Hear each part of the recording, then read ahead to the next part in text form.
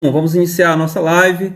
Lembrando que esse é um projeto da E3C online, todo sábado, já anote no seu calendário, é um evento interessante, importantíssimo. Lives voltadas para conteúdo efetivo, lista de questões direcionadas, com ótimos professores e, claro, a E3C sempre pensando aí nesses conteúdos fortes para que vocês possam, então, crescer ainda mais no conhecimento de vocês.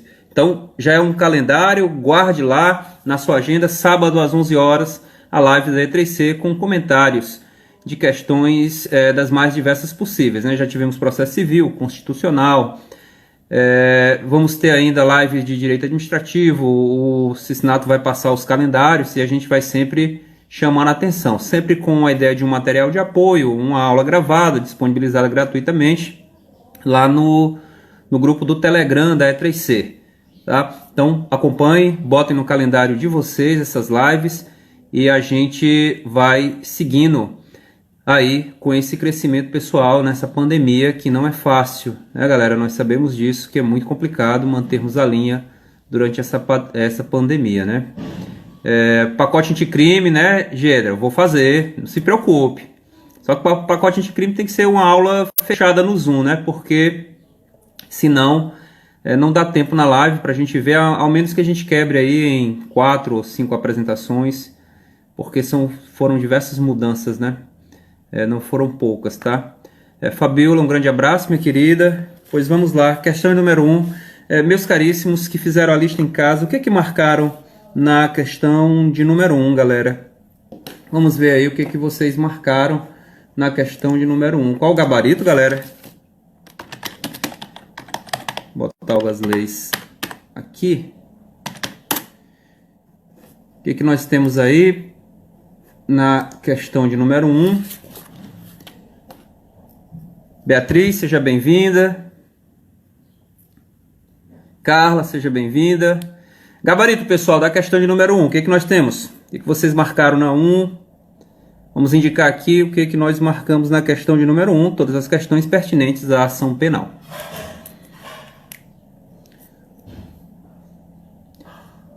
Débora, um beijo, minha querida. Seja muito bem-vinda. Letra D, Milena, Aline, letra D. Quem mais?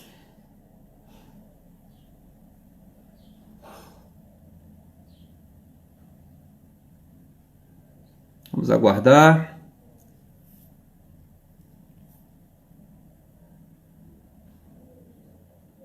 Letra D, também a Gedra.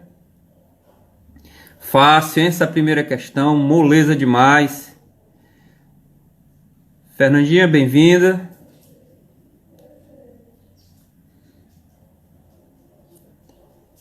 Alguém marcaria item distinto do item D? Galera. Edilson, meu irmão, prazer ter você aqui mais uma vez.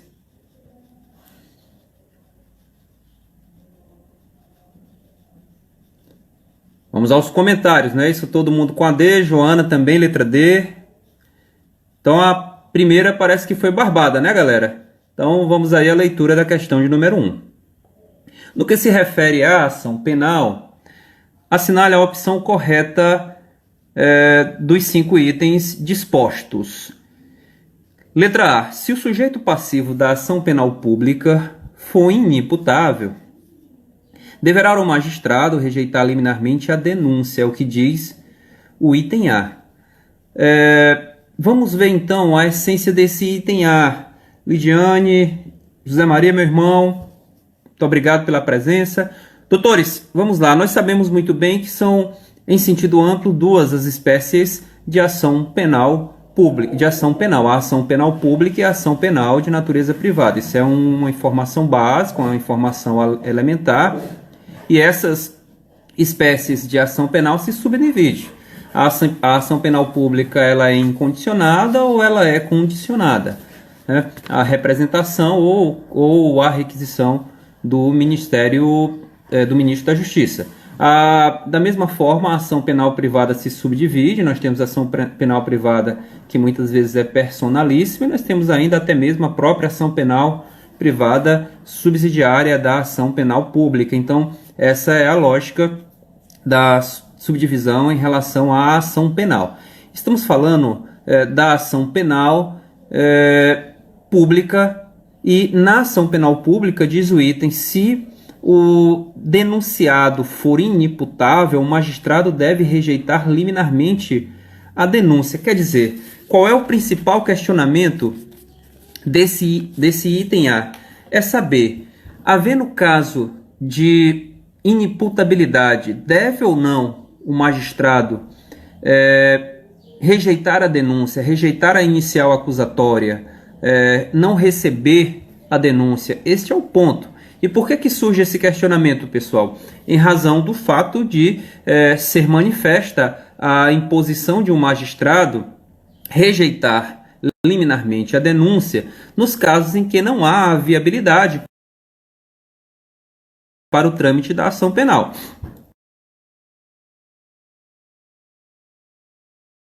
É o que nós vimos, por exemplo, diante de manifesta atipicidade, o juiz rejeita a denúncia. É o que vemos, por exemplo, diante de manifesta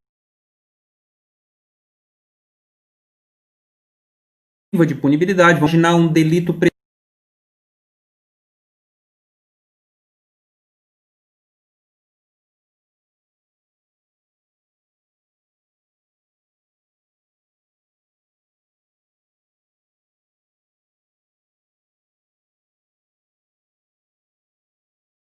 prescrito? Não, rejeição liminar da inicial acusatória. Tá? Causas justificadoras da conduta, se for manifesta uma legítima defesa, etc. O juiz pode, sem sombra de dúvida, rejeitar a inicial acusatória. E aí nós chegamos em um questionamento interessante que diz respeito à inimputabilidade. Se o magistrado pode ou não pode também rejeitar a denúncia no caso de inimputabilidade.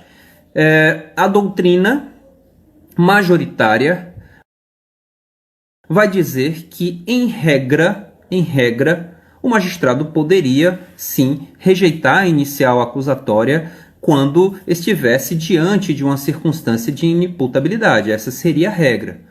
Porém, se nós estamos falando de regra, existe hipótese em que não vai ser possível ao magistrado a rejeição liminar da denúncia diante de inimputabilidade.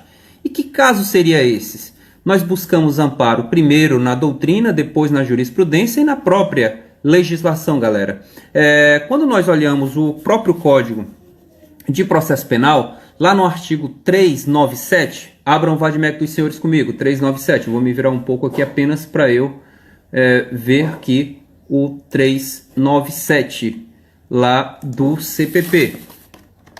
Vamos lá no 397 rapidinho, galera. Veja o que diz o 397, que é um elemento que indica hipóteses que poderiam resultar temas e matérias que poderiam resultar na própria rejeição da inicial acusatória. Certo? Olha o 397. Após o cumprimento do 396-A, isso no CPP, 397 do CPP, o juiz absolverá sumariamente o acusado quando verificar, item 1, a existência manifesta de causa excludente da ilicitude do fato. Ora, se o juiz não pode, se o juiz deve absolver, quanto mais processar, tá? Diante de um excludente de ilicitude.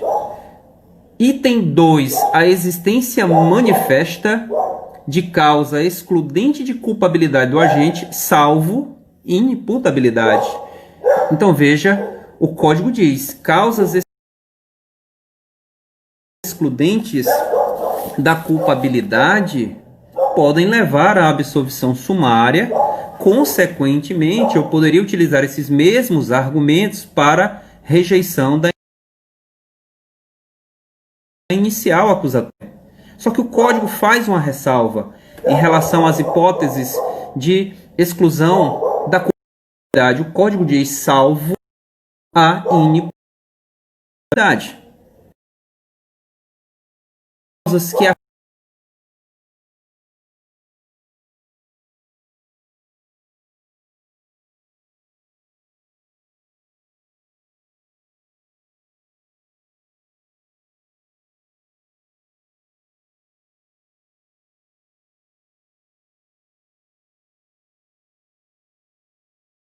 de imputabilidade. Então, isso são causas que põem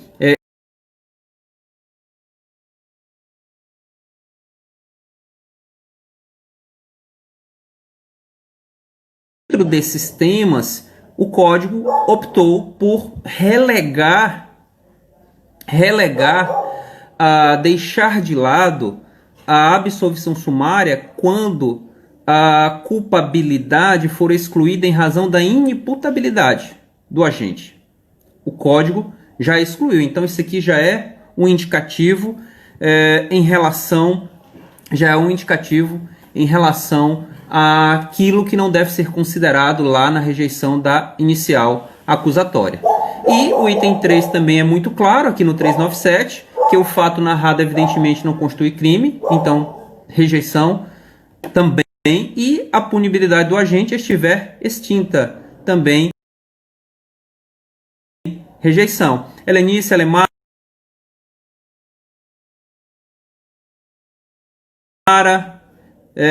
Pantera tá zangado, tá não, Paulo? Pantera aqui dá um trabalho danado, meu amigo. Ô bicho danado. Certo? Então nós vemos essas circunstâncias. E olha o 395, galera. Agora o 395 nos interessa mais, né? Também diretamente. Volte dois artigozinhos aí do 397 para o 395 do Código de Processo Penal.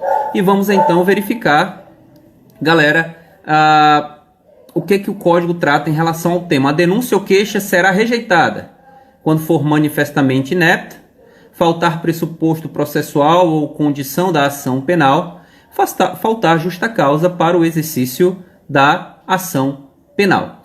Então você vê que a inimputabilidade do agente, ela não consta nem no 395 e nem no 397. Nem no 395 e nem no 397. Duas circunstâncias aí que já são relevantes. Quer dizer, do ponto de vista legal, nós não temos uma autorização expressa para a rejeição da denúncia no caso de inimputabilidade, isso tomado em sentido amplo, tá? Isso é um ponto. Segundo ponto interessante, por que não se pode rejeitar a denúncia ou mesmo trancar a ação penal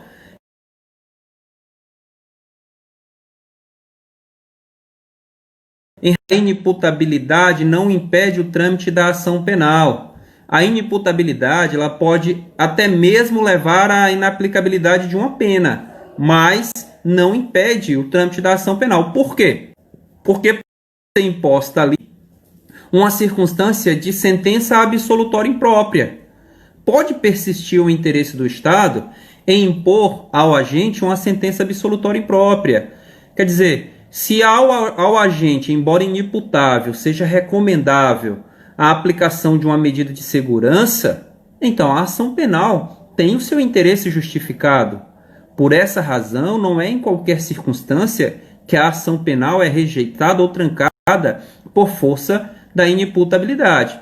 Tudo bem, professor, tudo bem. O senhor está falando o tempo todo que é regra, que não vai trancar. Mas qual seria a exceção? Galera, menoridade. É isso? Isso por uma questão lógica. A menoridade é um pressuposto processual para o processo de maneira regular. Então, se a imputabilidade estiver amparada na menoridade e sendo cabalmente de uma circunstância dentro da juiz,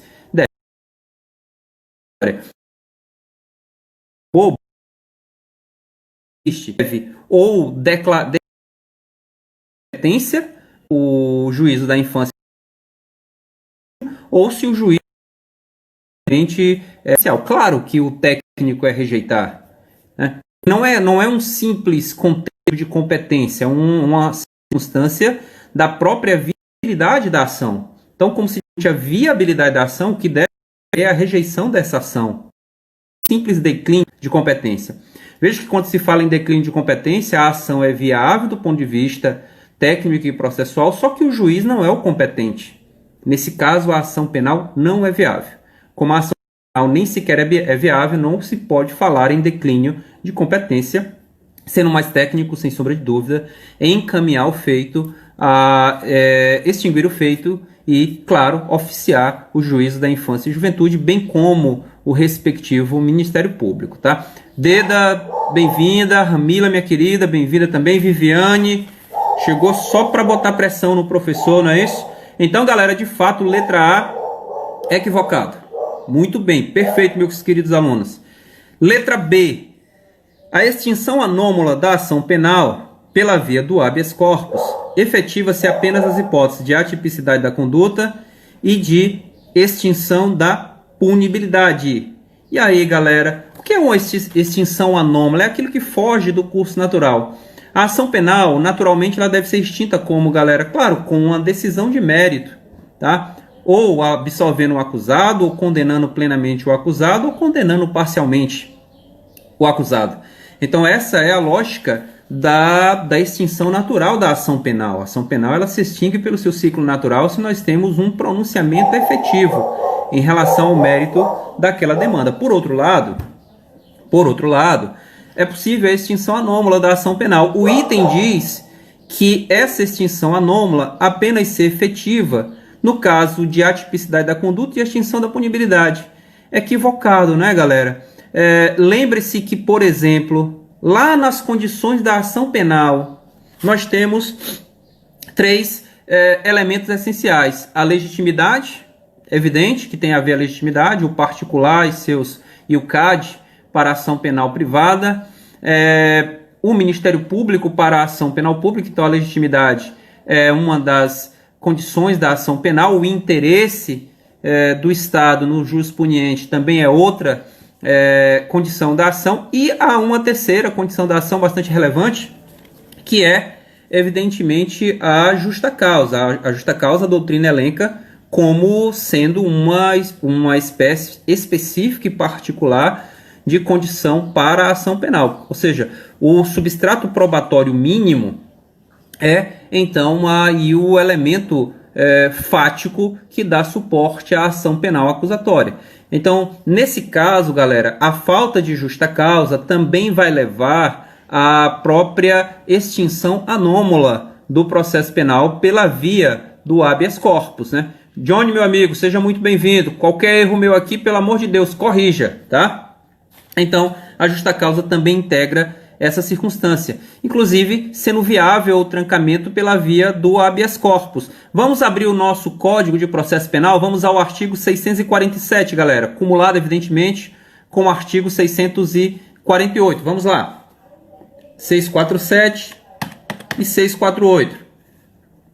Olha o que diz o 647, galera. Abram aí um minutinho só para você localizar o 647 para que nós possamos, então, avançar. Vamos lá no 647 para que você possa entender o que eu estou falando a você e relembrar na realidade. Entender você já sabe. Aqui nós vamos só fazer uma simples recapitulação. 647 diz o seguinte, galera. Dar-se-á habeas corpus sempre que alguém sofrer ou se achar na iminência de sofrer violência ou coação ilegal na sua liberdade de ir e vir, salvo nos casos de punição disciplinar, aqueles casos ligados à justiça, ao ordenamento militar. E aí o 648, que nos interessa e é mais preciso, ele diz o seguinte: a coação considera-se-á ilegal, logo no item 1, galera, quando não houver justa causa. Quando não houver justa causa. Então, faltando justa causa, falta aí um elemento indispensável ao desenvolvimento da ação penal, não é, Dani? Um beijão, minha amiga. Um grande abraço para o meu amigo também, magistrado pesado do estado do Piauí. Tá? Stephanie. Muito bem. Essa é a lógica do Código de Processo Penal brasileiro, destacando a justa causa como um elemento hábil ao trancamento da anômala da ação penal, inclusive pela via do habeas corpus. Tá? Isso porque, galera, não havendo justa causa, nós estamos diante não de um direito penal do fato, mas de um direito penal do autor, o que é vedado pelo ordenamento jurídico brasileiro, né? Não havendo justa causa, nós jogamos para o Estado um poder soberano de censurar a vida da sociedade. Então, essa circunstância, ela, de certo modo, é tutelada adequadamente pelo direito, porque nós sabemos que o manejo de uma ação penal por si só já é por demais severa a própria reputação do indivíduo. Então, qual a razão de ser de não se tolerar uma ação penal quando não houver justa causa? Primeiro, resguardar que adotamos um direito penal do fato e não um direito penal do autor. Segundo, destacar que não compactuamos, quando eu digo não compactuamos, falo o nosso ordenamento jurídico brasileiro, com a ideia adversária e ré ilícita, ou seja, a lógica de que no direito penal vigora a ideia de responsabilização penal objetiva. O nosso direito penal, o direito penal contemporâneo, o direito penal de Estados democráticos, ele baseia-se em um direito penal do fato, jamais um direito penal do autor. Portanto, de fato, o item B ele é equivocado. Para quem quiser anotar um precedente bem recente do STJ, destacando as hipóteses de extinção anômala, aliás, do STF, de extinção anômala da ação penal, tem o RHC 122.338. Quem lê o nosso material, esse julgado está lá bem destacado, RHC 122.338, tá? Ele trata exatamente dessa circunstância, ok? Muito bem. Portanto, errado o item B, acrescente justa causa também aí nas hipóteses de extinção anômala da ação penal pela via do HC, isso pela literalidade da lei e, claro, pela construção doutrinária e jurisprudencial a respeito do tema. Letra C, galera.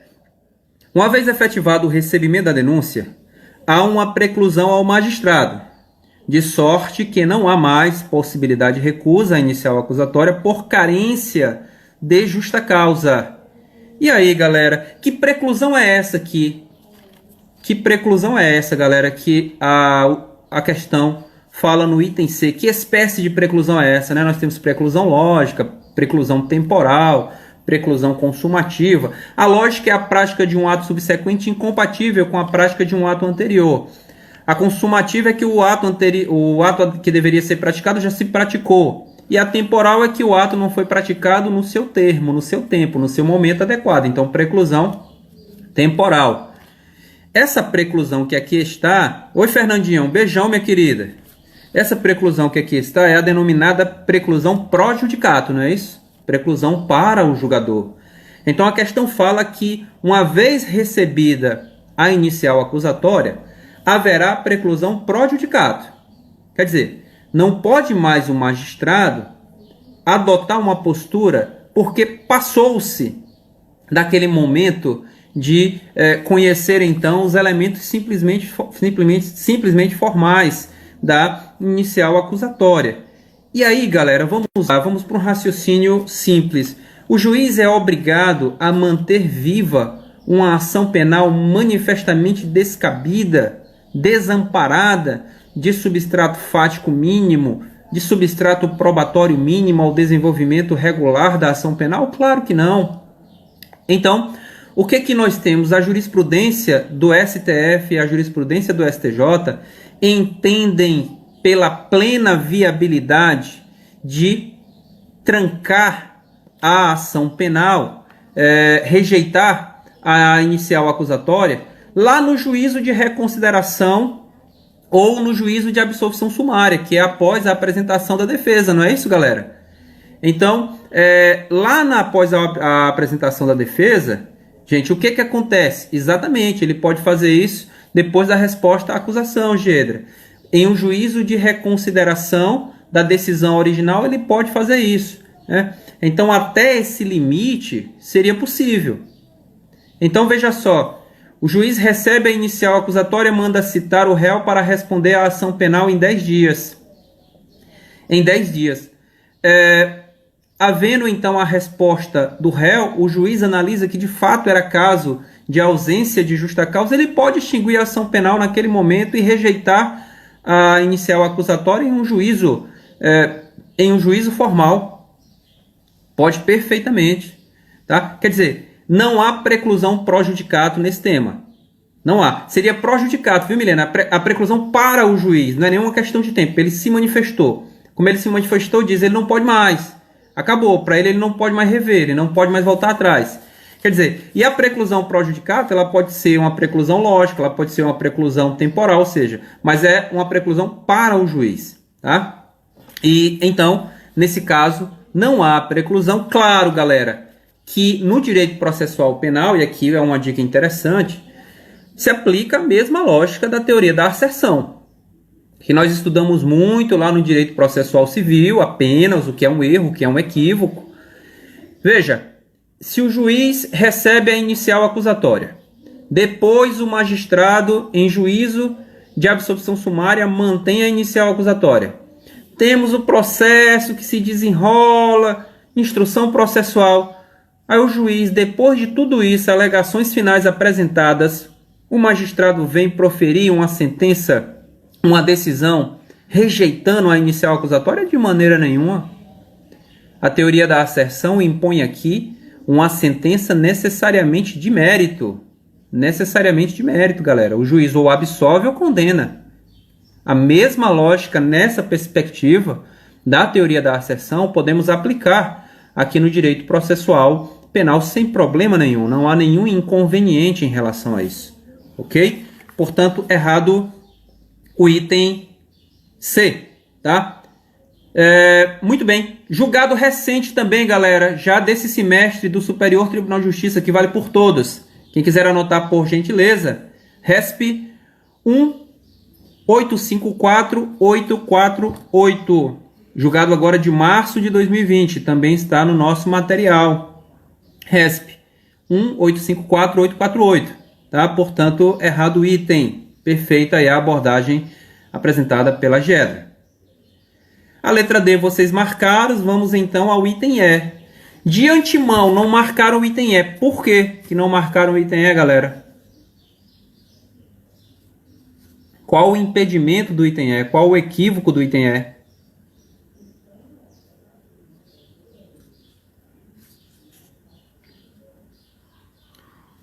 Mestre Ítalo, qual o erro do item E?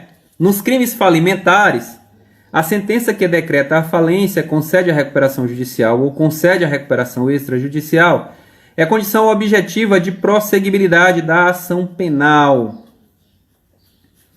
Qual o erro do item E?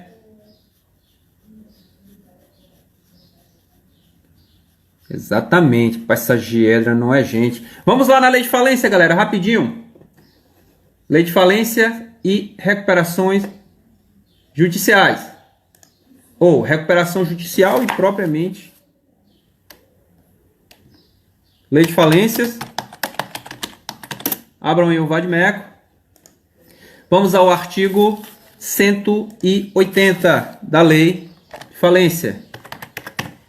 Vamos ao artigo 180 da lei de falências, que trata do tema. Perfeito, Joana, é isso mesmo. Vamos à lei de falência. Embora a lei fale condição de procedibilidade. Vamos à leitura. Olha aí o 180, galera. A sentença que decreta a falência concede a recuperação judicial ou concede a recuperação extrajudicial, de que trata 163, é condição objetiva de punibilidade das ações penais descritas nesta lei. Condição objetiva de punibilidade das ações penais descritas nessa lei. Então, é indispensável aqui que nós tenhamos a sentença que decreta a falência para que nós tenhamos a incidência efetiva dos crimes propriamente falimentares. Lembrar que a doutrina e a própria lei faz uma distinção. Crimes propriamente falimentares, aqueles que decorrem essencialmente do contexto de falência, a maioria posterior à própria decretação da falência, e os crimes não propriamente falimentares, que são aqueles crimes que não dependeriam essencialmente da condição de falido. E nesse caso, para que haja o trâmite ou a condenação para crimes propriamente falimentares, por que propriamente falimentares? Posteriores à decretação de falência e recuperação, é indispensável essa sentença. Tudo bem, condição objetiva de punibilidade. E o item fala em condição objetiva de prosseguibilidade. Qual seria, então, a distinção entre esses dois institutos. Condição objetiva de punibilidade está lá na parte de a doutrina até indica que é um quarto substrato da aplicação da lei penal, né? Nós temos a teoria tripartite, que engloba a própria ideia de fato típico, ilícito e agente culpável, e acrescentamos ao agente culpável a punibilidade, né? Agente também punível. Então é um elemento que está mais à frente. E o que seria então a condição objetiva de prosseguibilidade, galera? Já que a questão, e aí, Marcão, Antônio, ela trata desse tema. Galera, a condição objetiva de prosseguibilidade é um elemento que deve estar presente para que a ação tenha a sua continuidade. É diferente de condição objetiva de procedibilidade, para você não confundir também. Veja que lá no campo da aplicação da punibilidade, condição objetiva de punibilidade. Durante o desenvolvimento do processo, condição objetiva de prosseguibilidade. E para a instauração do processo, condição objetiva de procedibilidade. 3 coisas diferentes se nós tomarmos os marcos temporais adequados, tá? Muito cuidado com a jurisprudência, porque não há uma tecnia em relação a isso, um tecnicismo em relação ao tema. Ora, o STJ e o STF chamam de condição objetiva de procedibilidade o que é condição objetiva de prosseguibilidade. Ora, chamam de condição objetiva de punibilidade o que é condição objetiva de procedibilidade. Então, são coisas distintas. Para que você possa entender o que é mais adequado, mais técnico, mais acertado. Primeiro, condição objetiva de procedibilidade. Eu só instauro o procedimento penal se aquilo estiver presente. Isso é um ponto. No início, análise preliminar. Condição objetiva de prosseguibilidade. A ação penal vai ter que prosseguir com todos aqueles elementos. Se algum deles faltar, a ação penal não segue. Por exemplo, a presença de defesa no processo, galera, é uma condição objetiva de procedibilidade ou uma condição objetiva de prosseguibilidade? Galera, viola o que a ausência de defesa? Procedibilidade ou prosseguibilidade?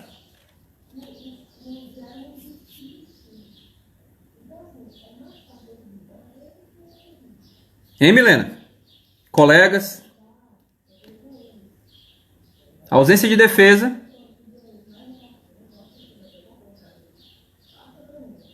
Isso, Viviane. Perfeito. Galera, a ausência de defesa, por evidente, é uma condição de prosseguibilidade. Não é isso? Prosseguibilidade, exatamente, Adilson. Lorena, perfeito. Condição de prosseguibilidade. E a Viviane, como sempre, pontual e precisa, ela vem só para botar a cereja no bolo. Já a representação do ofendido, uma ação penal pode se iniciar, uma ação penal pública condicionada à representação pode se iniciar sem a representação do ofendido?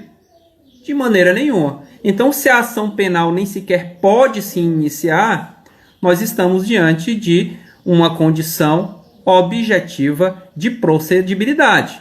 Não é isso? Então, perfeito. Condição objetiva de procedibilidade. Há exemplo, galera, do que ocorre com os crimes materiais tributários, em que o lançamento tributário é indispensável, não é, Ana? Então, essa é a lógica. E outra questão interessante, a plenitude mental do ofendido. Veja, olha que questão interessante. A plenitude mental do ofendido é condição objetiva de procedibilidade? Exatamente, Milena. Perfeito, tem que nomear dativo. É isso. Galera, e aí esse questionamento? A plenitude mental do ofendido é uma condição de procedibilidade? Procedibilidade? Sim ou não?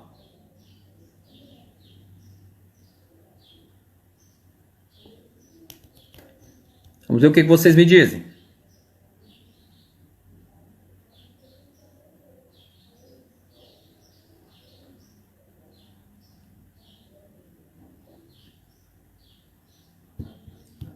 E aí, Adilson?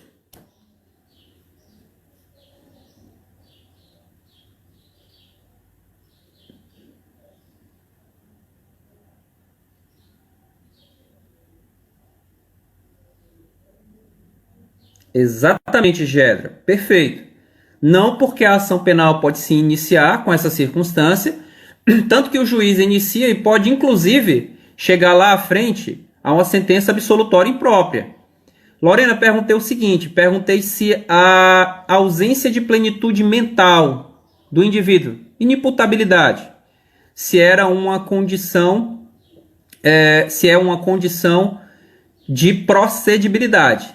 De procedibilidade, não. Mas é, como a Giedra pontuou muito bem, uma condição de prosseguibilidade se essa doença mental for superveniente, né?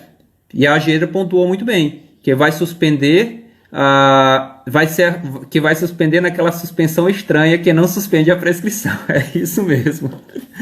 Exato, a crise de instâncias, não é isso, Giedra? Perfeito.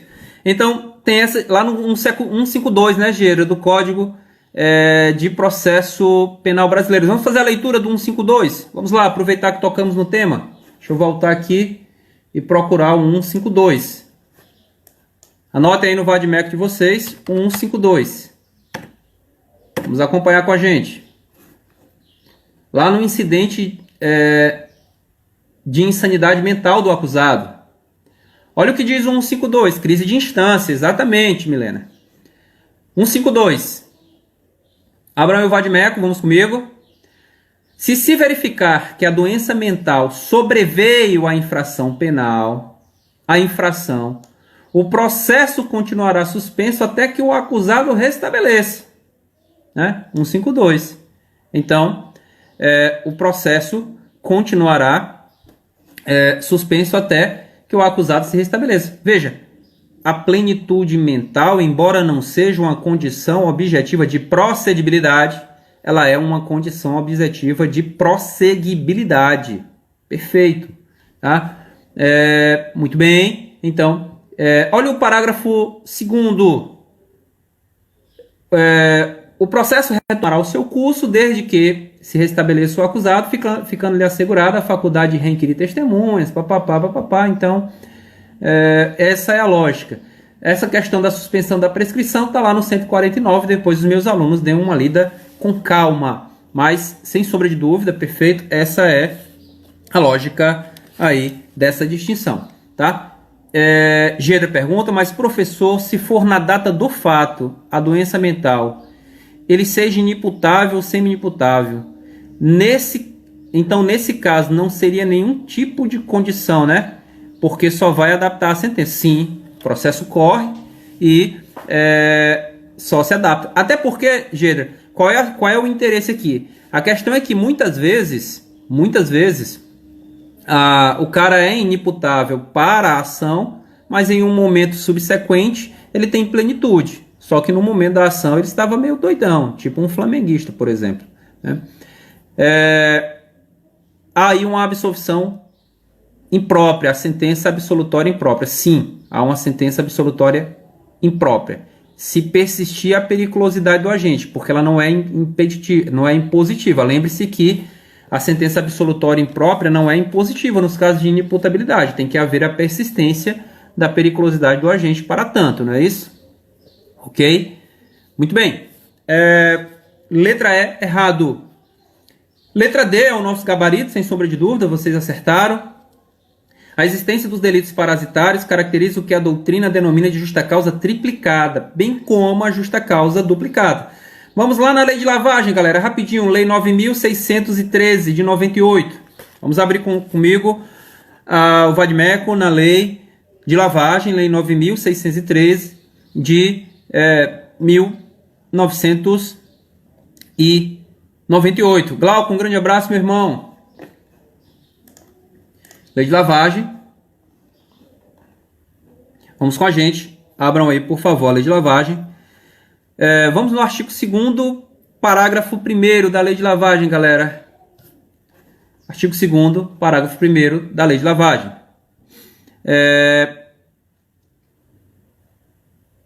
Eu fiquei na dúvida, Gera diz, eu fiquei na dúvida, essa duplicada ou triplicada, mas aí tanto faz, sim, tanto faz. Delitos parasitários justificam tanto a justa causa duplicada quanto a justa causa triplicada, exatamente.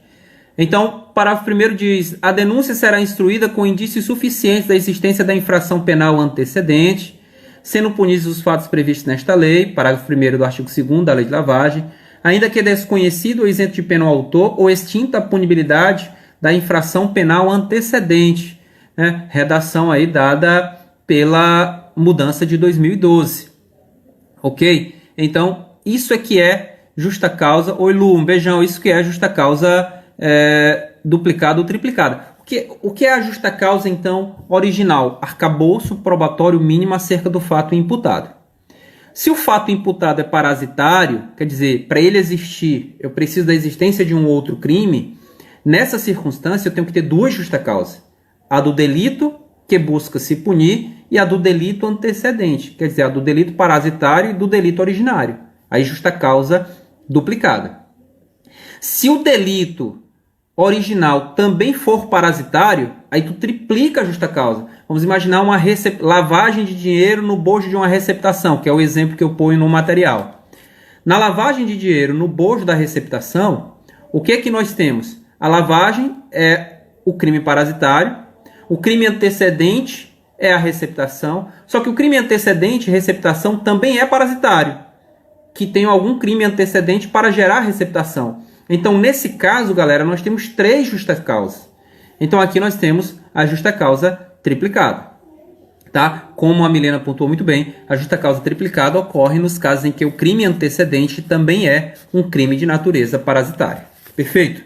Portanto, letra D para a nossa questão de número 1. Tá? Muito bem, vamos para a questão de número 2, galera. Aproveitem e respondam aí enquanto eu pego uma água para mim, que eu acabei esquecendo, galera. Vamos lá, questão de número 2, um minutinho.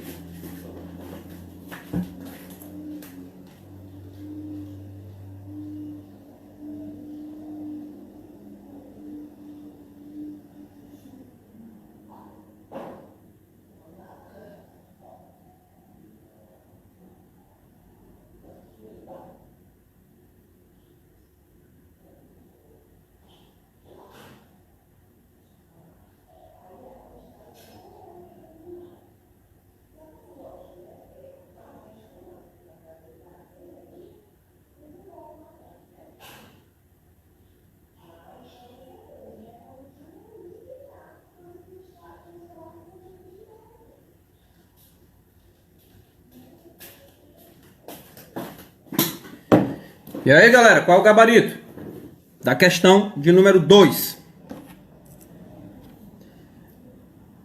Vamos lá, Milena, vamos lá, Jerry participam muito.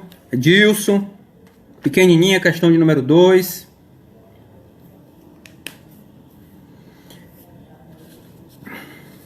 Quais itens? Aqui não vale só gaba, eu quero item. Quais são os itens verdadeiros na questão de número 2? Giedra eu sei que já fez, já mandou o gabarito. Ítalo eu sei que já fez. Milena eu sei que já fez. Qual seria aí o gabarito da questão de número 2? Quais itens vocês marcariam como corretos na questão de número 2?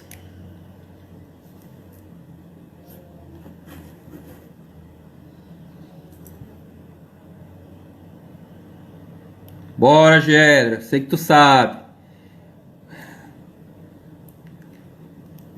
Deixa de história, rapaz. Bora, Ítalo. Essa carinha aí não é gabarito, não. Lorena, essa carinha aí também não é gabarito, não. Cadê a resposta? Aline, letra D. Aline, letra D, 4. Rapaz, essa Aline não é gente, não. Tá, então qual seria o erro, Aline? Se tu botou letra D, item 1 falso, né? Tudo bem, Aline. Alguém discorda da Aline? Ou vai todo mundo aí seguir a relatora?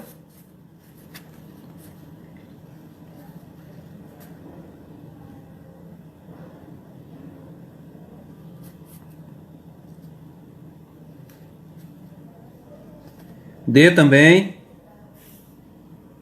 Letra D também, Viviane. Só o item 1 é falso. Meu amigo Ilan, rapaz, como é que você tá? Olha quem tá nessa live aí, galera. Será que tá pesada essa live aqui hoje, rapaz? Meu amigo Ilan, rapaz. Pessoal, quem não segue ainda o Ilan, Ilan Presser, meu grande amigo, juiz federal de primeira linha, professor fantástico, fantástico, um dos caras mais inteligentes que eu conheci na minha vida profissional. Então acompanha o meu amigo Ilan. Se você não gosta, por exemplo, de direito ambiental, você vai falar com um homem que deu as decisões mais importantes no Brasil em matéria de direito ambiental. Quem não lembra de usina de Belo Monte, né? Aquelas decisões importantes que chegaram até o Supremo Tribunal Federal, todas da lavra do meu amigo Ilan Presser. Prazer, Ilan, estar com você aqui, cara. E me sinto muito honrado em ser magistrado federal e ter você como um colega de concurso, né? Então, me sinto lisonjeado, meu amigo, de ter você aqui comigo, tá? Acompanhe o Ilan, vocês vão ter muita coisa útil lá com o meu amigo Ilan Presser. Ele já me convidou pra gente fazer uma live, depois eu vou fazer uma live, Ilan, eu sou meio ruim de live, sabe? Mas nós estamos juntos, mestre. Então, muito obrigado pela sua presença aí. O Ilan é fera, é monstro, né? Um dia eu ainda vou trazer ele aqui no Piauí, já chamei várias vezes, não foi falta de convite não, viu? Ilan, rapaz, vamos lá pro Piauí, cara, vamos fazer uma aula, pô. Mas é o contrato do homem lá, que é muito alto, bicho, é difícil arrancar o homem de casa, viu? Obrigado, mestre. Já pensou aí? Olha, uma live dessa, né, Liz? Seria fantástico.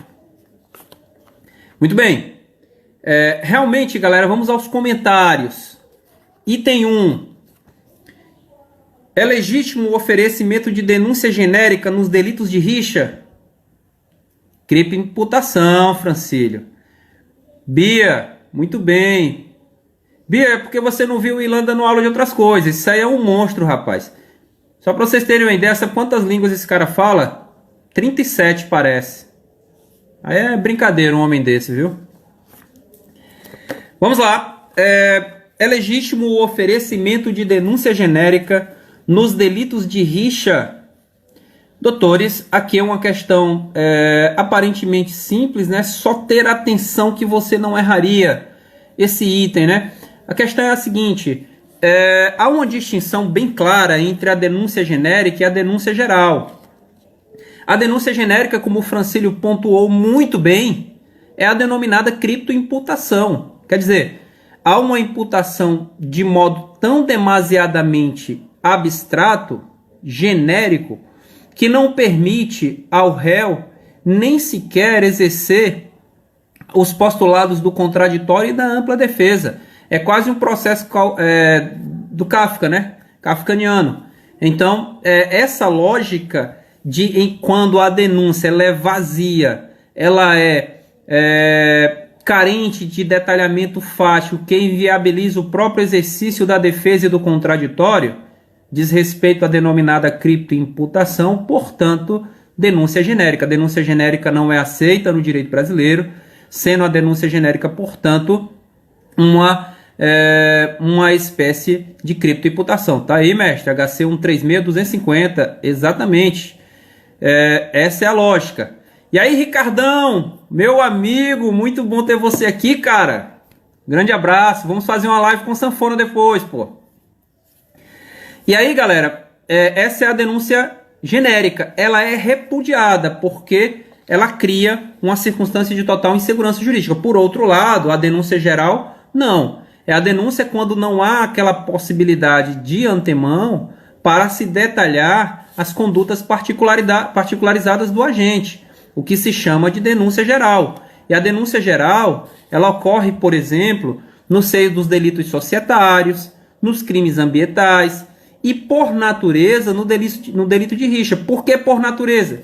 Porque, meu aluno, é da essência do delito de rixa a impossibilidade de particularizar as condutas contrapostas.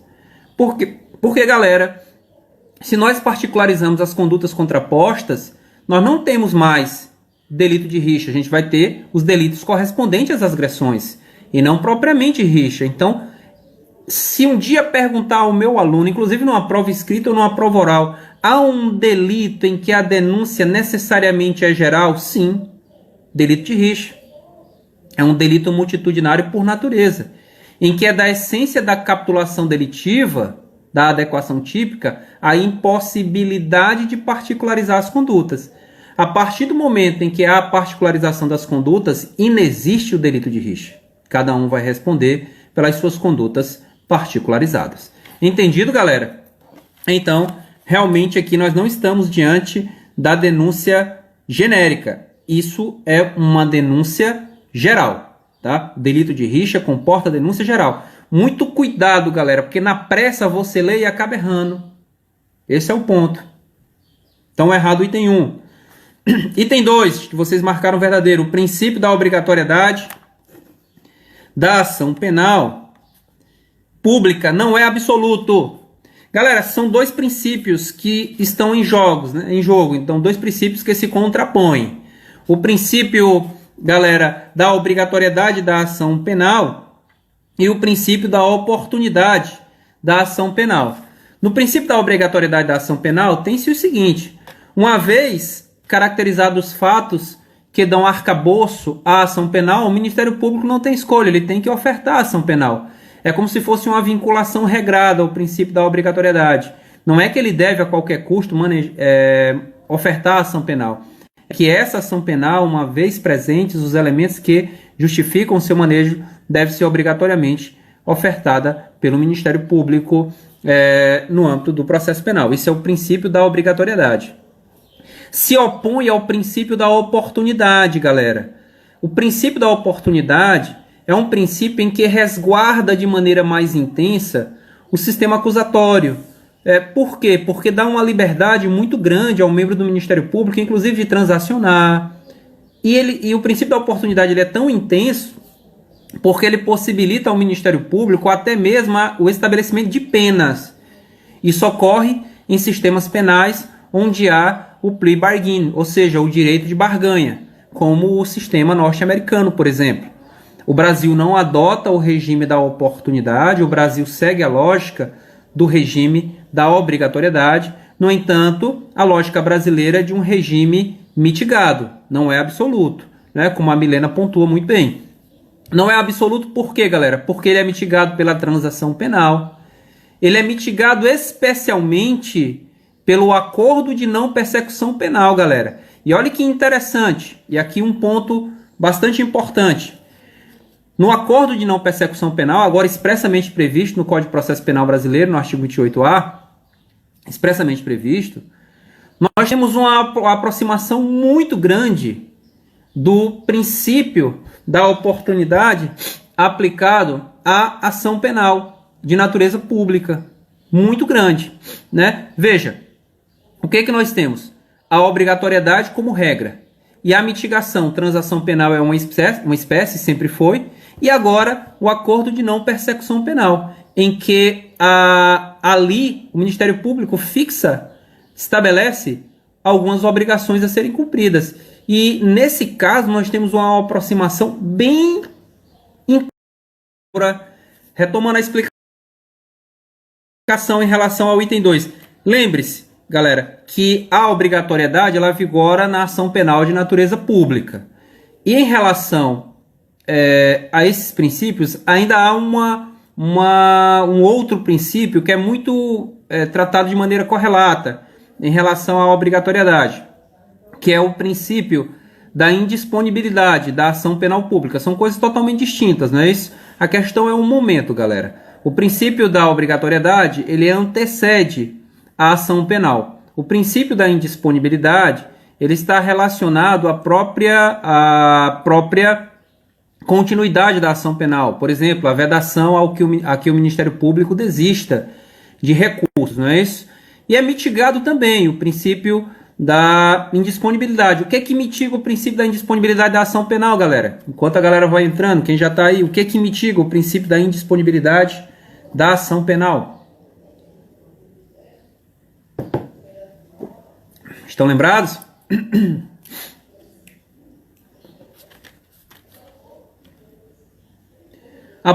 O próprio SUSIS, não é isso? A suspensão processual, exatamente, a suspensão condicional. Jefferson mitiga, então, a o princípio da indisponibilidade da ação penal. Perfeito, galera. Feitos esses comentários. Para lembrar, né, essa vedação de que o MP desista do processo, ela tem uma regra explícita apenas, né, galera? É o 576, lá do CPP. Vamos olhar rapidinho o 576. 576. Olha o 576. O Ministério Público, CPP 576, o Ministério Público não poderá desistir do recurso que haja interposto. Muito embora ele não possa desistir, mas muito embora o Ministério Público possa requerer a absolvição nos processos então manejados. Vinícius, Vanessa, tá? Hudson, Vinícius, nossos alunos lá da magistratura, né, Vinícius? O negócio lá tá pesado, Vinícius. Tá puxado. Muito bem. Pessoal, aproveitar que a galera tá entrando. Não sei se vocês acompanharam, a E3C lançou um curso para PGDF. Não é isso? Curso com pouquíssimas vagas. E o patrão Cicinato aqui já mandou informar aqui que só há 2 vagas disponíveis lá no curso, né? Para fechar o número máximo de alunos para encerrar a turma. A turma está montada. Já foi formado até o grupo aí do WhatsApp, o pessoal já está debatendo lá, já está falando como é que vai ser a questão da posse. Então, brincadeiras à parte, o curso está lá, o curso vai ser interessante, vai ser um curso totalmente de resolução de questões, feito pelo Zoom, na lógica de aulas que eu já tenho feito com os meus alunos, né? Aulas privadas que eu tenho feito com diversos alunos, muitos de vocês aqui me acompanham, inclusive, nessas aulas, tá? Resolução de questões, 60 questões por aula, 60 itens na realidade, das disciplinas mais diversas. O Vitão já está lá também, né, Vitão? Vi lá que você está no curso, né? Heloíse, minha querida Elo, acompanha a Elo também, pessoal. Vocês vão crescer muito com ela, viu? Minha aluna da PGE do Acre, defensora pública lá em Roraima. Mulher fantástica, viu? Então, essa turma está fechada e foi uma turma que tive a alegria dos próprios meus alunos formarem, né? Isso é muito bom.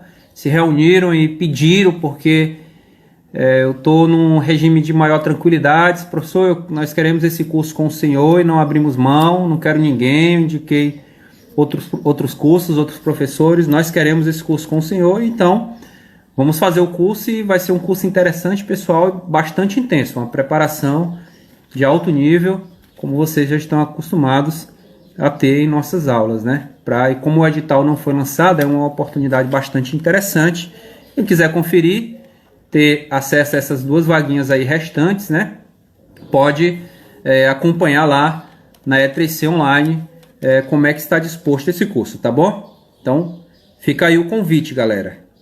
E não é marketing não, viu? Quem está aqui no grupo sabe que as vagas realmente já estão, porque o pessoal diz, professor, a vaga está esgotando, isso é estratégia de marketing. Não, é porque realmente tá no limite, já não tem mesmo tanto espaço. Tá bom? Vamos aqui, meu querido aluno. Obrigado, Elo. Você que é maravilhosa, minha amiga. Mulher muito competente, séria, de uma trajetória interessante. A Elo é um exemplo maravilhoso, galera, de que dá para você estudar com uma série de ocupações. A Elo é mãe de família, a Elo trabalhava, então é uma pessoa realmente que merece. E tem um projeto interessante de legislação local que vale a pena acompanhar. Depois vejam lá com ela, sigam essa mulher também, que ela vai lhe proporcionar, sem sombra de dúvida, um crescimento maior, viu? Muito bem, item 3. Vamos voltar. Item 2, verdadeiro. Item 1, errado. Item 3, o Ministério Público, no exercício de sua atribuição constitucional de titular da ação penal pública, pode optar por ofertar denúncias separadas por crimes conexos, quando assim for mais adequado à persecução penal, ou quando elementos do segundo crime somente vierem a ser descobertos em momento posterior. Exato, né, galera? Veja só, na ação penal pública vigora o princípio da divisibilidade, enquanto que na ação penal privada vigora o princípio da indivisibilidade. ou eu ofereço ação contra todos na ação penal privada ou não ofereço contra nenhum. Na ação penal pública, há uma questão interessante, porque o MP, galera, ele precisa da justa causa. Então, se em relação a determinados réus, se em relação a determinados fatos, nós temos estágios distintos de justa causa, né? Como eu vou obrigar o MP a oferecer denúncia em relação a todos nesses estágios distintos de justa causa? Não, o MP oferece a ação apenas em relação àqueles em que a justa causa já está formada. Tá? E nesse ponto, o que nós temos aí, galera, nesse ponto? É interessante você observar que essa atuação do MP não propriamente caracterizará o que se denomina de arquivamento implícito, né? Aquele em que o MP deixa, mesmo havendo elementos, deixa de oferecer a denúncia em relação a determinado sujeito. E essa lógica do arquivamento implícito, nós sabemos, ela é vedada pacificamente pela doutrina e pela jurisprudência, né? Não é aceita em razão dessa natureza da própria obrigatoriedade da ação penal. Quer dizer, o Ministério Público ele pode fracionar as ações penais, contudo, isso não representa de maneira nenhuma arquivamento implícito, porque esse fracionamento ele se dá em razão do estágio das justas causas. Tá? Essa é a lógica. Portanto, de fato, verdadeiro o item 3. Item 4. Uma vez oferecida a representação na ação penal pública condicionada à representação, o Ministério Público poderá enquadrar o fato alegado em diferentes tipos penais, ainda que em adequação típica distinta da apontada na representação. Galera, esse item ele é um pouco polêmico, o item 4. Mas se você fizer a leitura atenta, você vai ver que ele é bem objetivo. Vamos à leitura do artigo 24 do Código de Processo Penal Brasileiro. Acompanhe comigo, abram o Vadmeco. Vamos ao artigo 24 do CPP. Vamos ver comigo as diretrizes gerais para a ação penal. O artigo 24 ele diz o seguinte, galera. Nos crimes de ação pública, esta será promovida por denúncia do Ministério Público, mas dependerá, quando a lei o exigir, de requisição do ministro da Justiça ou de representação do ofendido ou de quem tiver qualidade para representá-lo, né? No caso de morte do ofendido ou quando declarado ausente por decisão judicial, o direito de representação passará ao cônjuge, ascendente, descendente ou irmão, seja qual for o crime, quando praticado em detrimento do patrimônio da União, Estados e municípios, a ação penal será necessariamente pública. Tá? Essa é a linha geral. Nas contravenções penais, a ação penal nas contravenções penais será iniciada com auto de prisão em flagrante ou por meio de portaria expedida pela autoridade judicial ou policial.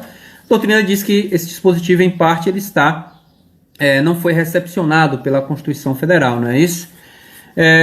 Mas aí veja só, galera, esse é um ponto. Tudo bem. Uma vez feita a representação, vamos ao primeiro debate. O Ministério Público se vincula aos termos da representação? Não necessariamente.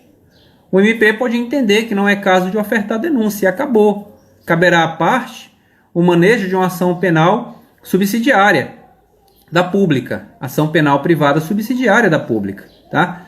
Além disso, aí segundo ponto, que é o que trata propriamente a questão, ofertada a representação, o MP fica vinculado à capitulação delitiva apresentada pela parte? Também não. O MP fica vinculado ao fato descrito na representação e não propriamente à capitulação.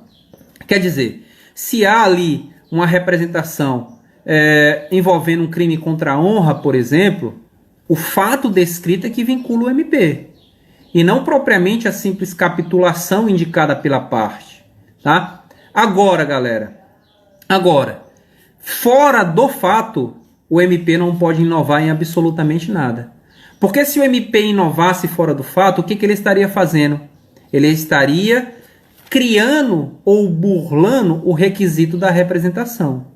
Se ele precisa da representação para o fato A, B e C, e a parte só representa pelo fato A, não pode o MP ofertar denúncia pelo fato B e C.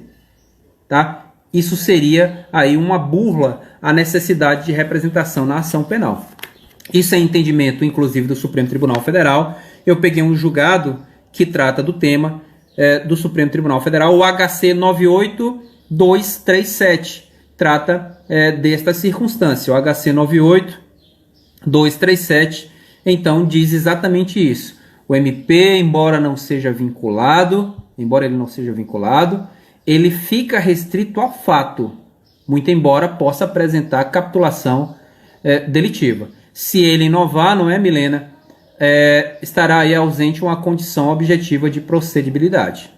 O MP não pode escolher os fatos, mas mesmo após a representação, ainda pode o MP, sim, subjetiva e não tem problema. Perfeito. A ampliação subjetiva não tem problema. Até porque muitas vezes, né, Gedro, qual é a questão prática? A representação vem sem a indicação do sujeito ou de todos os sujeitos que praticam aquela conduta criminosa. Ou seja, a indicação subjetiva, o polo passivo, perfeito. Agora, o fato em si, não. Porque a representação é do fato, não é de quem cometeu o crime, não é isso, gente? Perfeita abordagem, Gedra, muito bem. Show de bola. Qual é o prazo para o exercício da representação, galera? Tem prazo ou o cara pode representar a qualquer tempo?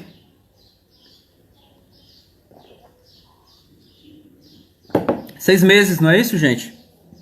Esse prazo é prescricional ou decadencial? Pelo amor de Deus, né, galera? Prazo de natureza decadencial, não é isso? Prazo de natureza decadencial. Isso já caiu em prova, né? E não tem como errar uma pergunta dessa, pelo amor de Deus. Todo direito potestativo evidencia prazo decadencial. Item 5, a representação será irretratável até depois de oferecida a denúncia. Sim, tá, galera? Perfeito. Isso é a literalidade do artigo 25, tá? É a literalidade do artigo 25 do CPP. A representação será irretratável depois de oferecida a denúncia. Minha querida amiga Heloísa, muito bom ter você aqui. Monstro do direito ambiental também, direito de trabalho, processo de trabalho. Acompanha essa moça aí, galera. Essas matérias que vocês... pesadas, complicadas, negócio de penal, processo penal, constitucional, processo civil, isso é fichinha. Tá? Isso é bobagem. Vá lá aprender com quem sabe, meu amigo. Essa aí sabe muito. Muito cobrada, Luiz, exatamente. Então, a representação ela é irretratável até depois de oferecida a denúncia. Até o oferecimento da denúncia, galera, o cara se retrata da forma que ele quiser. E ainda tem outro detalhe. Uma vez havendo a retratação, ele pode desistir da retratação e ofertar de novo a representação. Isso, se isso for feito dentro do prazo decadencial de 6 meses. Né? Portanto, correto o item 5, literalidade do nosso artigo 25, como a minha querida amiga Heloísa disse muito bem, é algo que despenca. Olha aí, Gedro, uma dica de live da E3C, meu amigo. Sistema Nacional de Unidade de Conservação com a professora Heloísa, meu amigo. Aí a gente aprende. Aí eu vou parar esse dia para eu ver se eu consigo aprender esse negócio. Porque, meu amigo, é dor de cabeça que não vai mais. Muito bem. Galera, então o nosso gabarito de fato é a letra D. Para a questão de número 2, temos apenas um item equivocado. É o item 1. Somente o item 1 é errado, somente o item 1 é equivocado. Vocês arrebentaram na questão de número 2. Perfeito. Questão de número 3. Quais são os itens corretos aí na questão de número 3, meu aluno? Vamos ver o que vocês marcariam na questão de número 3, galera. Questão de número 3. Vamos lá, qual é o gabarito para quem já fez? Gabarito não, vamos botar os itens, porque esse negócio de gabarito só chutar aí não tá certo, né? Vamos ver qual é, então, quais são os itens ou o item correto na questão de número 3. Tiagão, rapaz. Eita, live pesada, pau. Tiagão lá de João Pessoa, rapaz, na Paraíba, tá aqui com a gente, rapaz. Muito bom, meu amigo, ter você aqui conosco. A Bia marcou letra A, não é isso? Apenas um. A Milena marcou letra B, 1 e 4. Francílio também marcou B, só que 1 e 5. A Aline marcou B, só que 1 e 4. Então a 1 tá todo mundo aí na 1 praticamente unanimidade, né? Quem mais? Alguém marcaria diferente, galera? Alguém marcaria diferente? Francílio 1 e 4. Gedra colocou letra C, 3. Quais seriam as tuas corretas, Gedra? Pedrão, bem-vindo. Viviane, bora lá que tu entrou aí. Qual o gabarito da questão 3, Viviane? Eu já disse que tu não é gente, então bota esse gabarito aí pro povo. Conecta Show, rapaz. Olha aí o homem, rapaz. Caba danado, rapaz. O maior gravador de aulas e de shows do mundo, o Conecta Shows. Sabrina, um beijão. Viviane, qual o gabarito da questão 3, Viviane? O pessoal já disse aí que é letra B. Itens 1 e 4. Mestre, você tá... Conecta Show, você tá lembrado lá da música do passarinho, mestre? Rapaz, esse cara fez eu pagar um mico, rapaz, quando eu tava gravando uma aula. Foi demais, viu? Botou lá pra tocar e eu tive que dançar, né? Gedra 1, 4 e 5.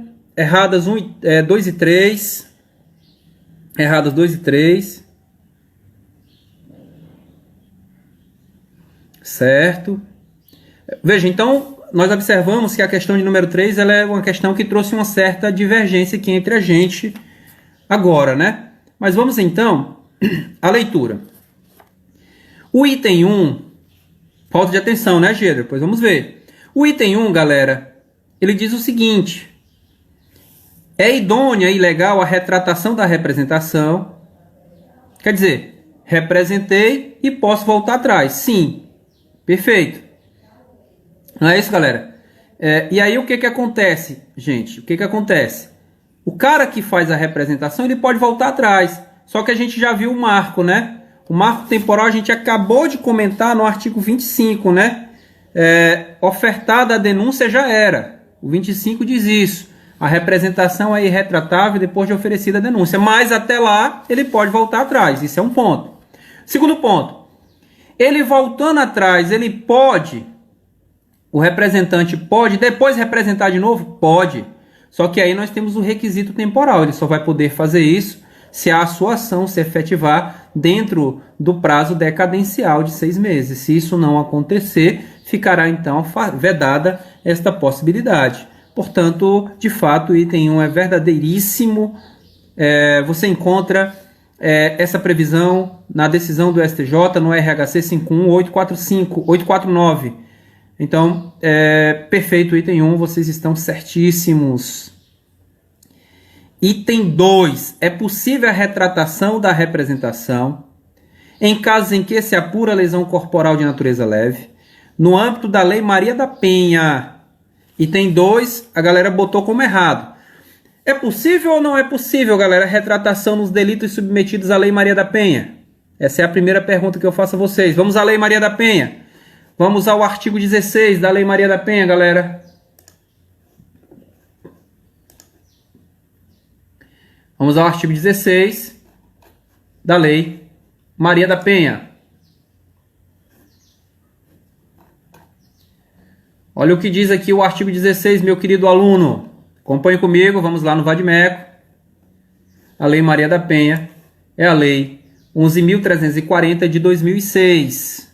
11.340 de 2006. Vamos ao artigo 16 da Lei Maria da Penha. Olha o que diz o artigo 16, galera. Nas ações penais públicas condicionadas à representação da ofendida de que trata esta lei, só será admitida a renúncia à representação perante o juiz em audiência designada com tal finalidade, antes do recebimento da denúncia e ouvido o Ministério Público. Está aí o artigo 16. Então veja só, primeiro ponto, muito cuidado, não se equivoque. Não existe esse negócio de que não cabe retratação nos crimes submetidos à Lei Maria da Penha. Está errado. Está errado. Cabe, com certeza, retratação aos delitos submetidos à Lei Maria da Penha. Mas, evidentemente, só vai caber retratação naqueles casos em que a ação penal for pública condicionada à representação. Nos casos em que a ação penal for pública incondicionada, será inviável aplicar o artigo 16. E veja que a aplicação do artigo 16 ainda exige uma série de requisitos. É uma audiência perante o juiz, não pode ser extrajudicial. O limite é exatamente o recebimento da denúncia, tem que ser até o recebimento da denúncia. E terceiro, tem que haver a oitiva prévia do Ministério Público.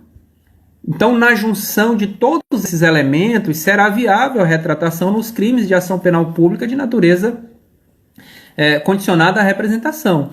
Esse é o ponto que diz a questão.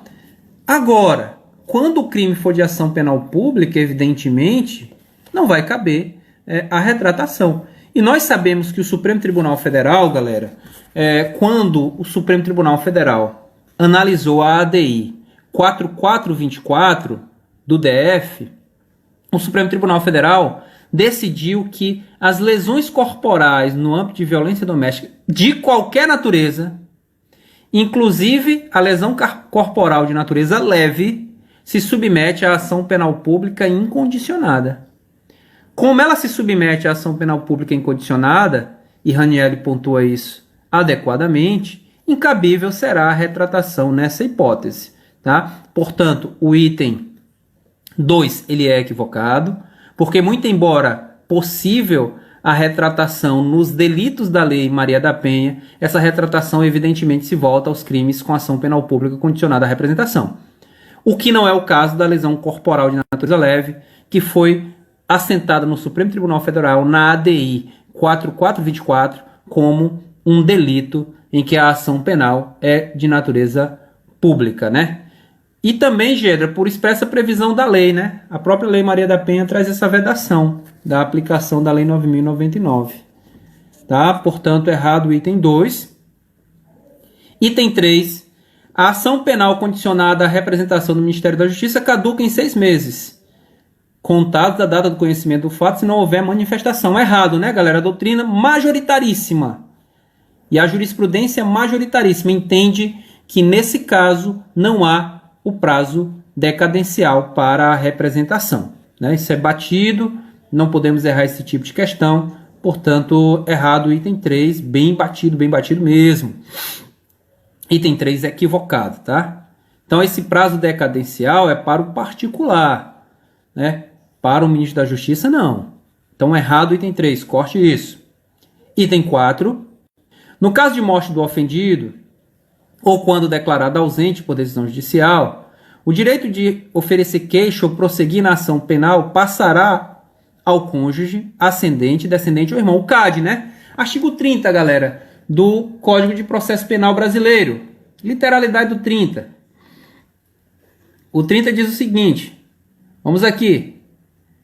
O ofendido ou quem tem a qualidade para representar, caberá intentar a ação penal privada. 30 está aí, não é isso? Vamos ao 31 agora, que é exatamente... Danilão, rapaz, seja bem-vindo. Licinha, seja bem-vinda. O 31 diz exatamente essa segunda circunstância. No caso de morte do ofendido ou quando declarado ausente por decisão judicial, o direito de oferecer queixa ou prosseguir na ação penal passará ao cônjuge, ascendente, descendente ou irmão, CAD. Né? Então, verdadeiro o item. Aí há uma questão interessante, galera. Existe aí uma regra de preferência, não é isso? Não é isso, Amanda? Existe uma regra de preferência. No artigo 36, ele vai dizer que tem prioridade os parentes sempre mais próximos. Olha o 36 para nós completarmos aqui a lógica do item 4. Olha o 36 do CPP. Se comparecer mais de uma pessoa com direito à queixa, terá preferência o cônjuge. E em seguida, o parente mais próximo na ordem de enumeração constante lá do 31. Então, há um critério de preferência em relação a uns legitimados ou outros. Essa é a lógica do item 4. Aqui, galera, eu chamo a atenção de vocês para um detalhe interessante. Tem uma ordem, exatamente. E como fica essa legitimidade para a ação civil ex delicti? Já não estou falando mais da ação penal, ação civil ex delicti. Como é a legitimidade? Ela é mais ampla ou ela é mais restrita para a ação civil ex delito? Quer dizer, eu vou limitar o CAD, vou expandir, vou restringir. Hein, galera? Isso, mas aqui como é literalidade, Bia, não tem jeito, né? Tá? Copiou e colou o código, tem que ir para o correto, aí não tem saída. É o sofrimento do aluno, viu?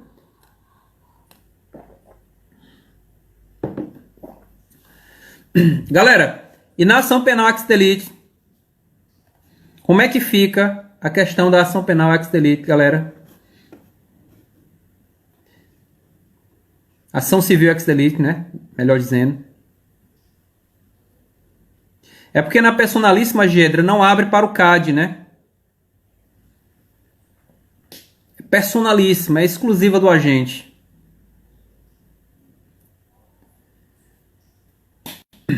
Galera, ação civil ex delicto, tô esperando aí como é que nós vamos então,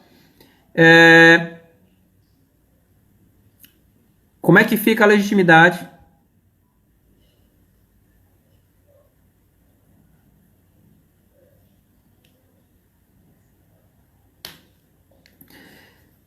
Bora, Milena, se restringe, se amplia, Vigília, um beijão. Galera, vamos à leitura deixa eu localizar para vocês, do artigo 63, galera. Vamos à leitura do artigo 63. Exatamente, Gedra. Amplia-se a legitimidade na ação civil ex delicto. Ou seja, a ação civil ex delicto pode ser qualquer herdeiro e, consequentemente, qualquer parente que esteja na linha hereditária, não é, Luiz? O 63 diz exatamente isso. Transitada em julgado a sentença condenatória, poderão promover-lhes a execução no cível, que é a ação reparatória, não é isso?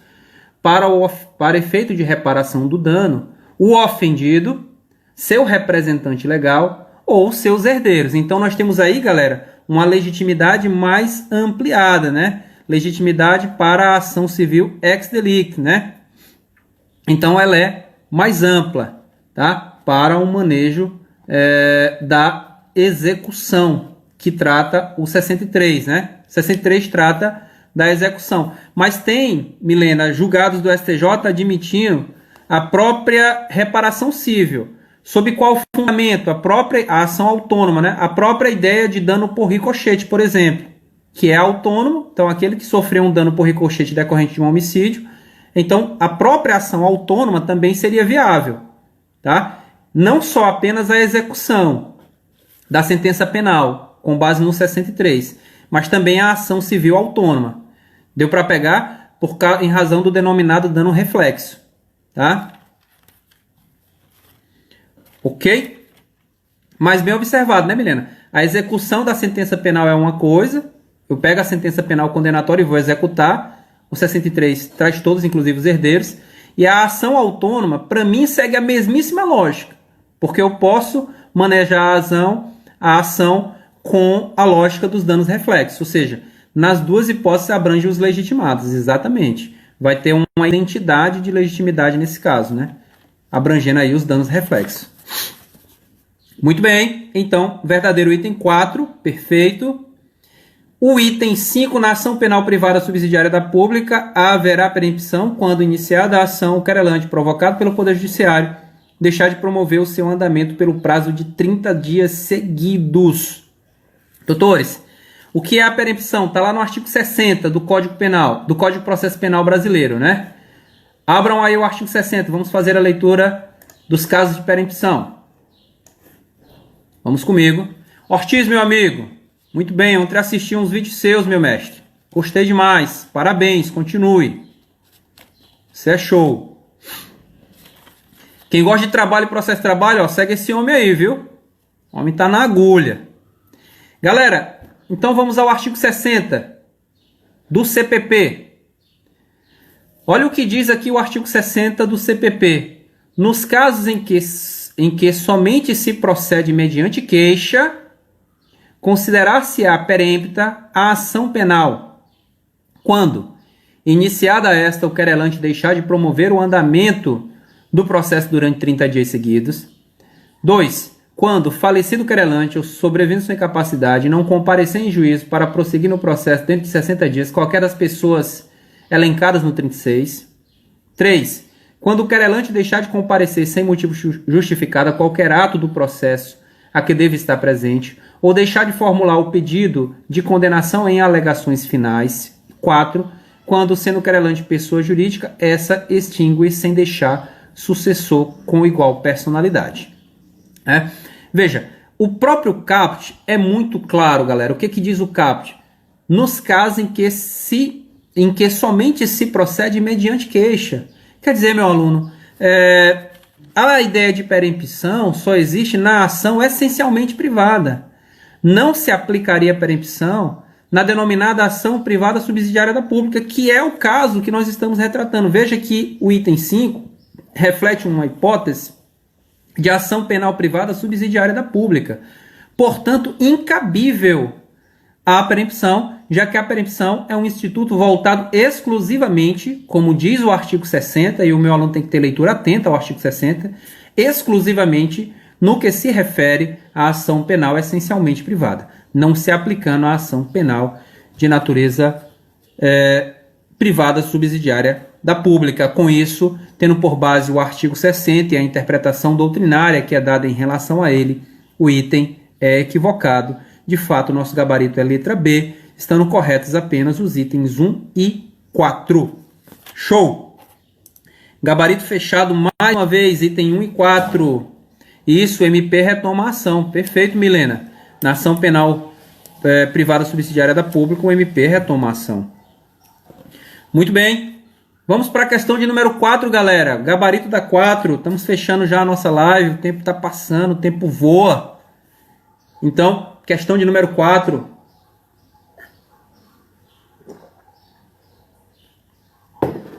Qual seria aí o gabarito da 4? Galera,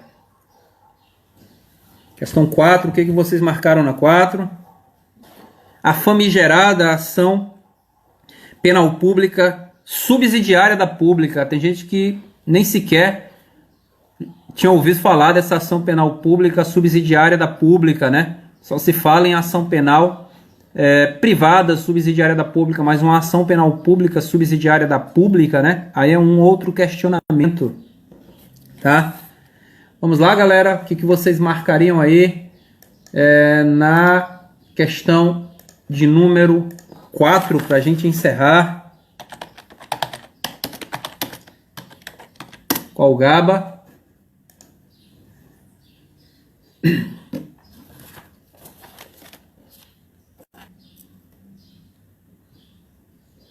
Letra E, Aline. Muito bem. Alguém marcou item distinto do item E?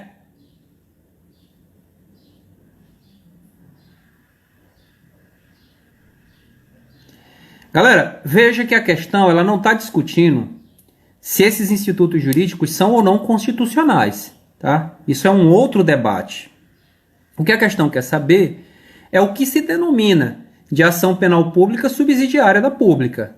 Quais casos aí retratados dizem respeito à denominada ação penal pública subsidiária da pública. Galera, todos os casos em que nós temos ação penal pública subsidiária da pública, é um caso em que a ação é de natureza pública, evidentemente, há uma inércia do MP que originalmente teria aquela atribuição, e essa inércia, uma vez constatada, nós iríamos buscar aí a legitimidade em outro membro do MP. A Vivi chutaria somente a um, né?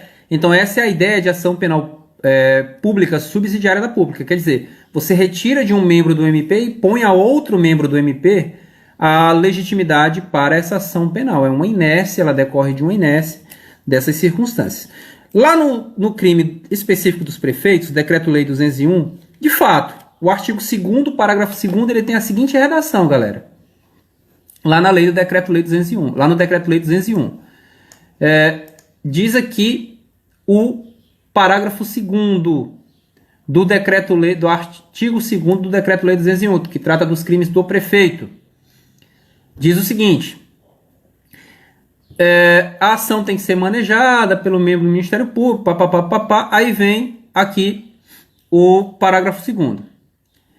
Se as providências para a abertura do inquérito ou a instauração da ação penal não forem atendidas pela autoridade policial ou pelo Ministério Público Estadual, poderão ser requeridas ao Procurador-Geral da República. Veja, se o MP estadual não atuar, faz-se um requerimento ao PGR, para que possa, então, ou atuar, ou designar outro membro, etc. Então, no parágrafo 2º do artigo 2º do Decreto-Lei 201, temos, sim, uma hipótese, sim, de ação penal pública subsidiária da pública. Então, o item 1 já é um item verdadeiro. Nos crimes contra o sistema financeiro nacional, galera, a questão traz também essa hipótese, nos crimes contra o sistema financeiro nacional, Lei 7.429. Vamos abrir a Lei 7.429, que é uma lei de 86, uma lei um pouco antiga. Acompanhe comigo, essa lei tem todo vadimeco. Vamos lá. Lei 7.429 de 86. Vamos ao seu artigo 27, galera. Vamos ao seu artigo 27.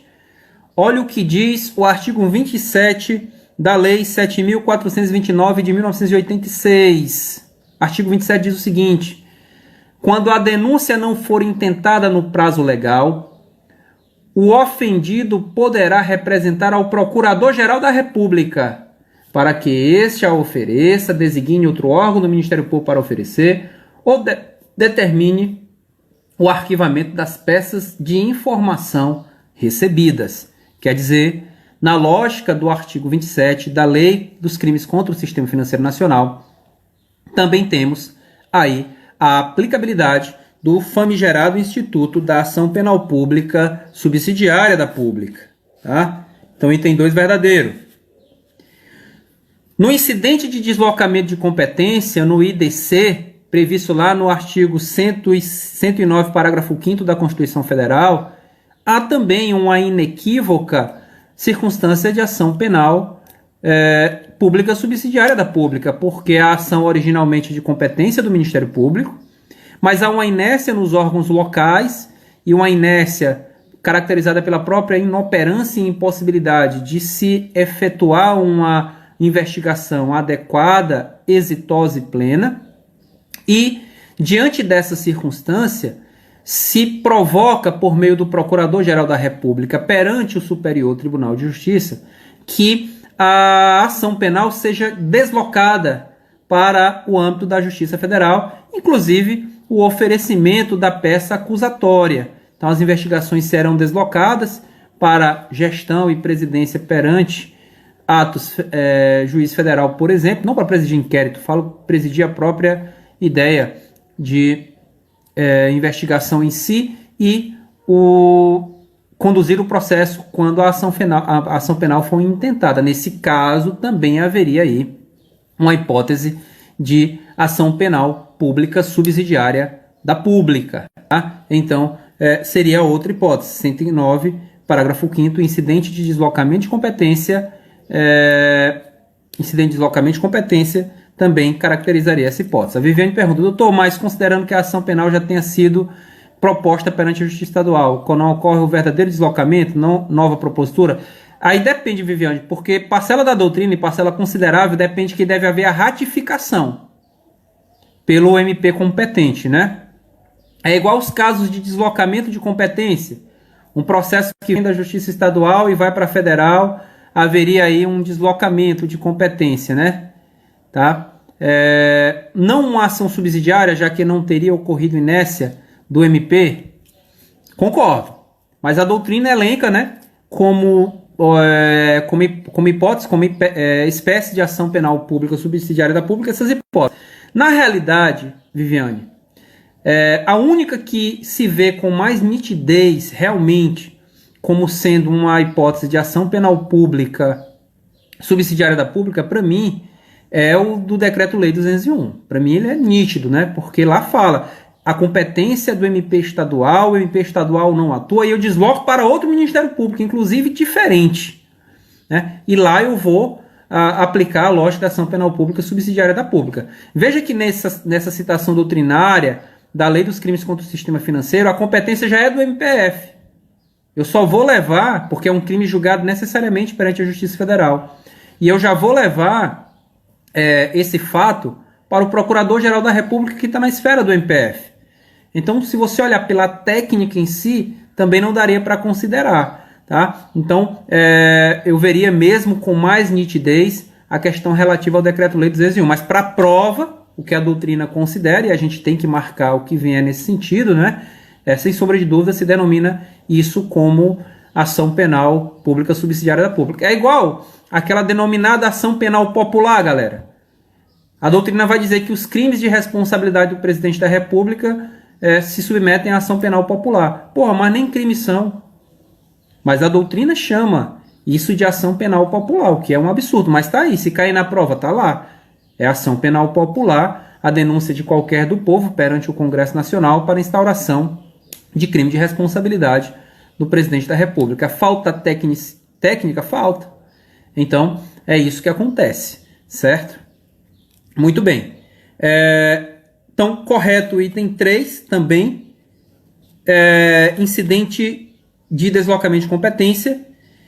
4. A possibilidade do manejo de ação penal pública privada nos crimes contra a honra, pública ou privada nos crimes contra a honra de funcionário público em razão do exercício da função pública. Aqui nós estamos falando, galera, da súmula do Supremo Tribunal Federal, súmula de número 714 do STF, não é isso? É isso mesmo. É só para acabar com o coitado concurseiro, rapaz. O pessoal vive ferrando a gente. A lógica é sempre dificultar, não é isso? Então não tem jeito. Galera, o item 4, veja só, o item 4 ele não trata da ação penal pública subsidiária da pública, ele trata da denominada ação penal secundária, não é isso, galera? Em que, a depender de uma circunstância ou de algum fato, a ação penal muda de natureza, ou ela é totalmente pública diante de uma circunstância, ela é pública condicionada à representação a depender de outra, ou ela é privada. Por exemplo, um crime contra a honra voltado contra mim, individualmente considerado dissociado de qualquer aspecto da minha função. Ação penal privada, né? Uma injúria, por exemplo, está lá. Agora, galera, um crime contra a honra relacionado ao exercício da minha função pública. Aí não vai ficar propriamente na lógica da esfera privada. Aí nós vamos para uma ação penal condicionada à representação, não é isso? Ou a própria queixa-crime, tá? Em relação a essa súmula 714 do STF, tem uma interpretação importante, que ela é dada pela jurisprudência. São vias exclusivas. Quer dizer, não há o manejo concomitante dessas possibilidades. Eu, como particular, vou lá e oferto a queixa, e ao mesmo tempo o MP vai pela outra via, ação penal pública condicionada. Não. Se eu opto pela queixa, eu excluo a via da ação penal pública. Se eu opto pela ação penal pública, eu excluo a via da queixa. Eu só tenho um caminho. Muito embora a súmula 714 permita as duas viabilidades, eu só tenho um caminho, apenas. Tá? E então eu tenho que seguir esse único caminho nos termos da súmula 714. O Código Eleitoral ainda, eu acho que o Renato Brasileiro, e a Milena pode me confirmar, porque eu já debati isso com ela em uma aula, eu acho que ele traz ainda a hipótese do Código Eleitoral, galera, como sendo uma hipótese de ação penal subsidiária da pública, né? Ação penal pública subsidiária da pública. Lá no artigo, anotei aqui, 357 do Código Eleitoral Brasileiro, que traz regra similar a essa regra da Lei do Sistema Financeiro Nacional. Vocês sabem que lá nos crimes eleitorais, todo crime é de ação penal pública, não existe crime de ação penal privada, condicionada, etc.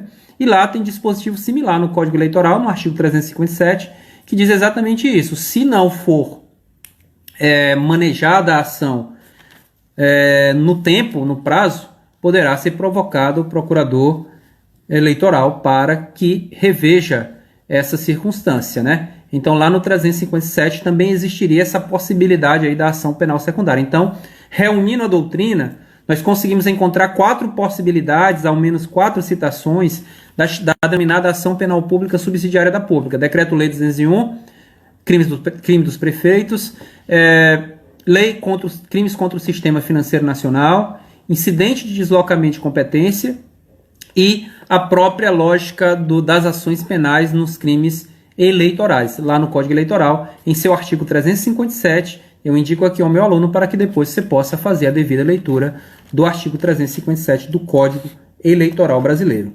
Com isso, galera, a maioria de vocês acertou a questão. De fato, item 1, 2 e 3 satisfaz o nosso gabarito. Como eu disse a vocês, muitos desses institutos são questionáveis, até a sua constitucionalidade. Mas o que estamos debatendo aqui não é a constitucionalidade do instituto, que seria um outro debate. Para mim, vários são inconstitucionais. Tá? Esse do Decreto-Lei 201, então, nem se fala. Mas